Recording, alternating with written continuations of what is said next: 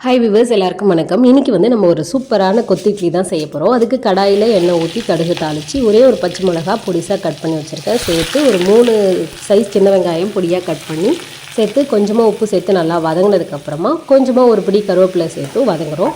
சைடில் பார்த்திங்கன்னா ஒரு 3 முட்டை உடச்சி அதில் கொஞ்சம் உப்பு, ஒரு 1/4 ஸ்பூன் கரம் மசாலா, ஒரு 1/4 ஸ்பூன் அளவுக்கு மிளகாத்தூள் சேர்த்து 1/4 ஸ்பூனுக்கு கொஞ்சம் கம்மியாகவே சேருங்க. நல்லா மிக்ஸ் பண்ணிவிடுங்க. இதுக்கப்புறமா அந்த வெங்காயம் நல்லா வதங்கினதுக்கப்புறமா ஒரே ஒரு தக்காளி நல்லா சேர்த்து வதங்க வைக்கிறோம். தக்காளி வதங்கினதுக்கப்புறமா ஒரு 1/2 ஸ்பூன் அளவுக்கு மிளகாத்தூள் சேர்த்து உப்பு கொஞ்சம் சேர்த்து ஒரு 1/4 கிளாஸ் தண்ணி ஊற்றி நல்லா வேக விடுங்க. நல்லா வெந்ததுக்கப்புறமா பார்த்திங்கன்னா நம்ம அடித்து வச்சுருந்த முட்டை இருக்கு இல்லையா, அதை இது கூட சேர்த்து நல்லா கிளறி விட்டுருங்க. நம்ம இட்லி நல்லா உதிர்த்து அதில் மஞ்சத்தூள் உப்பு போட்டு உதிர்த்து வச்சுருக்கேன்.